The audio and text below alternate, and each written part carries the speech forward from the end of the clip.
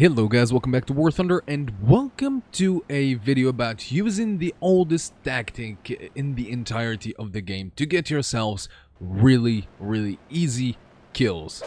Now, before starting the video, I would like to announce something. I want to do live streaming. I think for me it's a way to engage with you guys. Like now my channel has 400 plus subscribers. Yeah, that's still a fair amount of people. Compared to other like Fly Daily or Oddballs or Spitfire, other bigger channels like that. But I want to do live streaming. My only disadvantage is I have a terrible, and I do mean terrible, internet. So the stream is going to be maximum 480p, pixelated, and if you guys wish to see me live stream, if you guys want to hang out with me and don't mind the terrible quality, just tell me down in the comments below and I will, well, do it.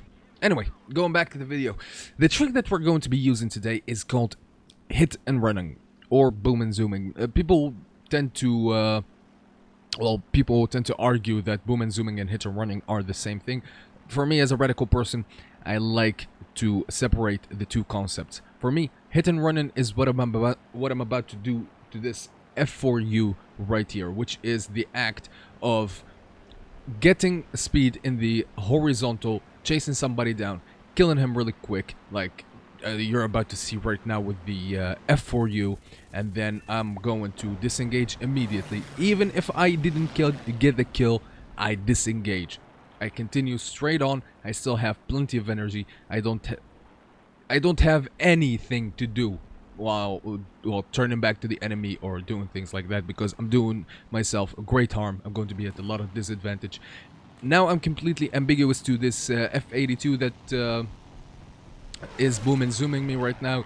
In here you see that he's doing the act of boom and zoom, and that's what I like to differentiate between the two. He just dove on me, and as soon as he failed his attack, I evaded his shots. He went back into the vertical, regaining his energy. Now, if P61 is in front of me, I'm not going to head on it because that thing really has 20 millimeters. 4 of them, nasty guns. I missed my head-on window, so I'm not even going to bother. Now, the really beautiful thing about this tactic is it allows you to look at the bigger picture of the game. And right here I can see that the F82 that engaged me right now is being tailed by a friendly, and this BF109 is completely focused on this Wyvern. I get him real quick, real easy. I break his plane into a million little pieces and save our friendly Wyvern. Well, now what to do?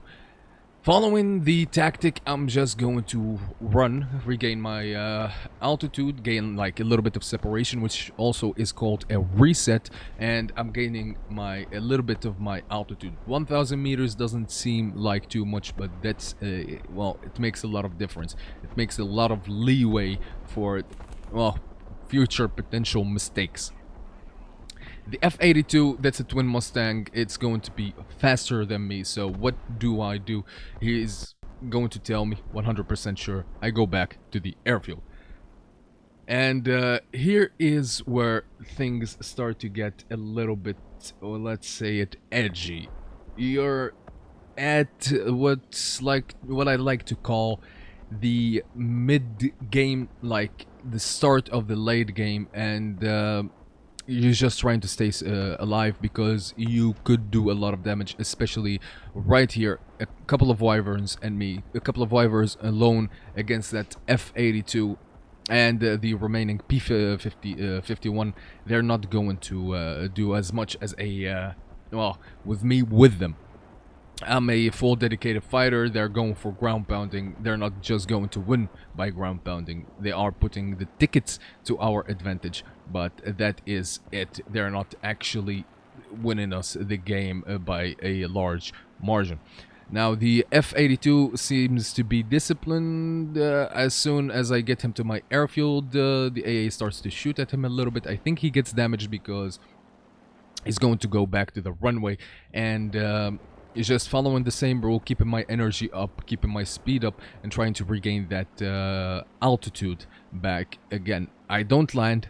I have plenty of ammunition, plenty of fuel, and the 10 minutes of fuel is going to benefit me a lot in terms of climb rate and in terms of maneuverability, because it's right now going to be really easy to control this plane with the well, 7 minutes of fuel wasted in the match.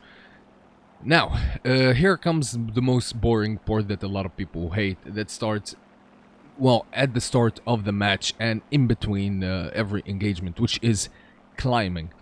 And I can understand why people hate climbing. It's a waste of time, especially on the American side. Like, American planes definitely need to side climb. Their only playstyle is boom and zoom or hit and run, and it's going to put them at a disadvantage if they find a BF-109 higher than them or a J2M higher than them, and climbing for 5 minutes straight and then dying to those planes immediately. Well, that's a waste of time, and it's not going to be preferred by a lot of players. So I can really understand why people really hate climbing. But for me, climbing is making up the tactic in game, because now I really can see that there are a couple of planes above their airfield, and I'm trying to tell them, and I spot the P-51 in the distance, just looking for that little gray dot in the distance, trying to well, go away from their airfield, so, well, I can engage him. Right now I have plenty of altitude compared to the P-51, and I'm just going to engage him. And that's the thing about boom and zooming, or hit and running, if you want to mix them up together. Well, with boom and zooming, as I stated earlier, you don't need to have, I don't know what, 10,000 meters of altitude to engage an enemy. As long as you are above him, you're good. And with boom and zooming, you're going to start learning a little bit of energy fighting, like right here. I baited the P-51 up high, trying to make him lose that little bit of energy. He doesn't have altitude compared to me, so he doesn't have that, well, leeway for making errors and mistake. I try to head on him. My head on well, fails miserably, and I just make loops, keep on doing the same thing.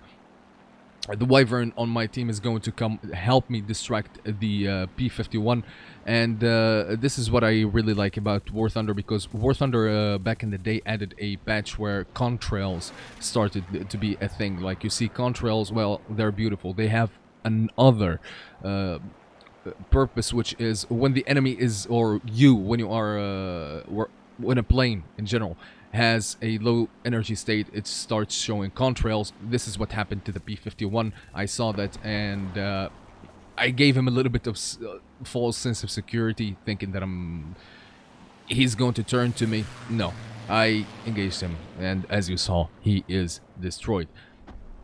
Once again, saving the Wyvern from potential harm, and he can go back to, well, get us a few tickets on our advantage. Now, the game has the B-25 and the F-82, and I'm going to climb back again, so I'm going to well, fast forward the video a little bit so you don't have to see that boring stuff.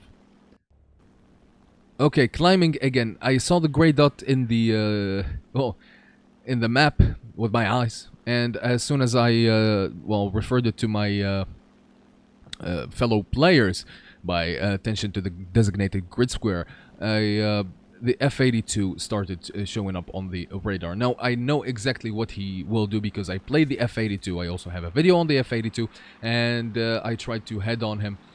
He does the stupid mistake of going in the vertical because he didn't have energy, and yeah, that's it. Now he's trying to dogfight me. That's how you don't hit and run. If you're going to hit and run, just continue straight.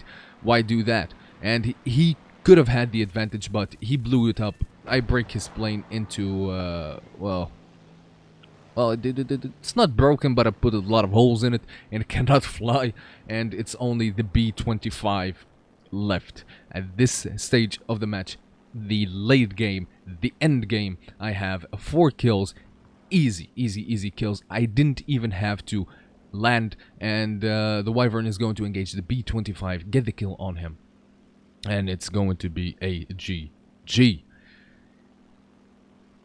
So this video, well, for veterans, it's not going to be, well, they know this, but for newer players of War Thunder, they, well, they could benefit a lot from it, and you only need discipline to perform this, because it is easy to get these kills, 5 kills, 4 kills, 3 kills a game without losing your play. Anyway, that's going to be the end of the match. I got a Bulletproof, Terror of the Sky, 4 kills. And well, a win. It's amazing, a win. So yeah. Anyway, guys, tell me what you think about live streaming down in the comments below. Fly safe, have fun, and I'll see you guys on the next one. Peace.